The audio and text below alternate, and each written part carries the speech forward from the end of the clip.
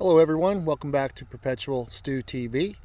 And it's been a few weeks since I managed to do a garden video, but we have made a bunch of progress. And as you know, if you've followed our living with cancer story at all, it's been about a year since my wife was diagnosed with leiomyosarcoma and a giant tumor.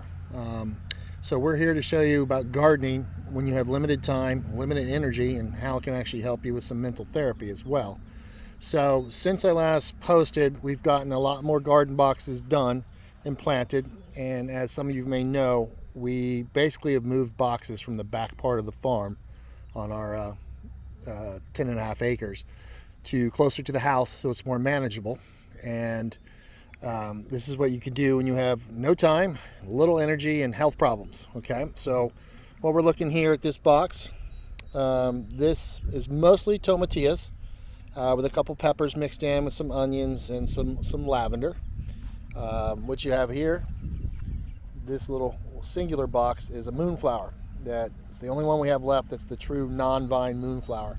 We hope to get a bunch of seeds this year from this. These things are amazing when they bloom, and the bumblebees love to get drunk on them. Okay, let me zoom in a little there. So this will have some beautiful white flowers that only open towards dusk eventually. And over here, we still have some bushes we haven't gotten planted and a blackberry or two. But this box here is mostly peppers, with, again, onions and some flowers mixed in. The cowhorn peppers here, as you can see, they're doing very well. And what we've done with these boxes is we're basically using the bunch method. We are planting as dense as we can. We kind of shape them as they grow, okay? And you can see here where grass is getting overgrown. I really got to take care of some of the other sections in here. In this box, when we zoom out a little bit, we have mostly tomatoes. Again, the few flowers are mixed in the middle there. Some bug repelling things, and some pollen attractors as well. And these need to be finished staking, but my wife has started hooking a few of them as we go. We really got to get them probably under control over the next week or so to make it worthwhile. And we go over down here in this one little section. These are basically all different types of squash, butternut, spaghetti squash, etc. In there. Now, we weren't really concerned about some of the in-ground things this year. And if I pan up, you'll see this other dead section where I've had plastic down. We had planned on doing corn, and although a lot of people say you can't transplant corn, that's absolute nonsense. You can do it. Is it effective as a giant thing? Probably not. But again, with our time, our energy, it's just easier to get them started and put some in. We're really only using the corn for birds and stuff this year, for whatever we managed to get. This is kind of weird. If you can see this torn up garden fabric, this last roll I laid apparently was rotten. It just started disintegrating in there. Whereas this stuff, this older stuff, is about 3 months old. And yeah, there's grass trim around it I need to deal with, but the important part now is the food. And then again, here's another one, another shot of the peppers. As we pan over here, we have a mixture of peppers and onions and tomatoes. This box is ready and prepared, but hasn't been planted yet, and either is this one, but our last plants are going in this weekend if the weather holds. It has been so rainy for the last couple weeks, and then that heat wave that's hitting America was hitting us too. So here we have, again, tomatoes, flowers, herbs planted in there. Another mixture of, this looks like, let me pan out. Those are also some tomatoes. I believe these are the little small pear yellow ones. More peppers moved in. This little box here you see are dahlias, okay? The beautiful, well, up to dinner size plate flowers and stuff. And we have a little rabbit that got trapped in here that started eating on some of these.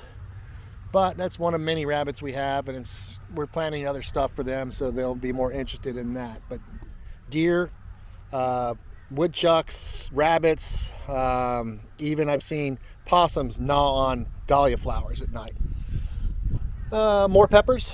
In case you didn't know, we love peppers and tomatoes. We end up freezing a lot, making salsa out of a lot, all sorts of things just to keep them year round. We hope to get a decent harvest this year. Again, one more box peppers and onions. Here's something you maybe don't see a lot. See these little saplings here? These are George Washington's favorite fruit trees, and they are called pawpaw, and they bear a fruit. It's absolutely delicious. It does not look good for market, which is why you never see them in the grocery stores. They start discoloring and rotting and stuff like that very quickly. And the crazy thing is, if you have too many of them lying on the ground, they start smelling like a decomposing corpse. I kid you not. The deer love them though, so if you get extras, if you grow them and they're on the ground, throw them in the woods, the deer will take care of them for you. But they're pretty cool. And I bought 4, but I had to dig them back up and save them because the deer were trying to get through the metal fencing for them. And it was crazy.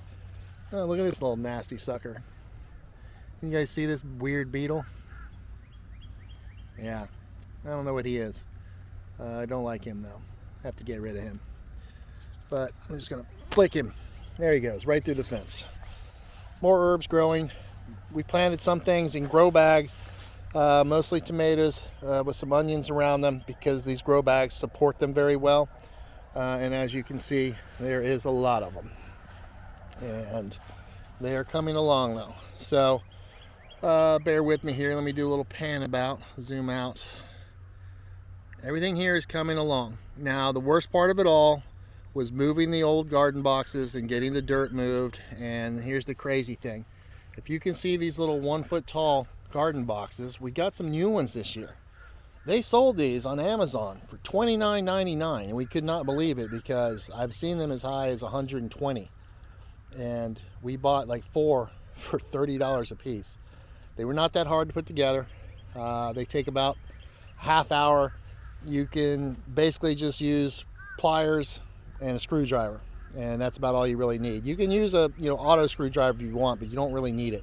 It's just little bolts and nuts that you can just screw together.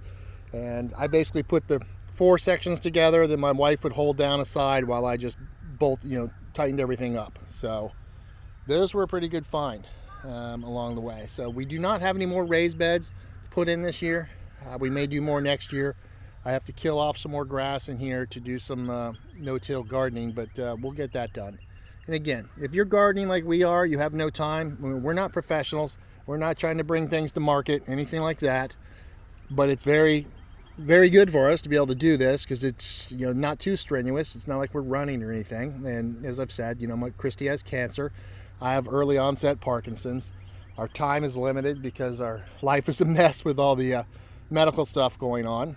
But this saves us some money, also gives us some exercise, and it's just been really, good to get back into this after basically we haven't done anything for 2 years.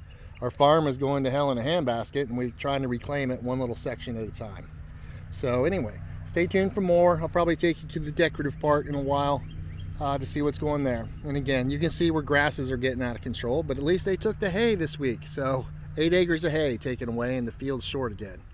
So have a good day. We'll see you soon. Thanks for stopping by.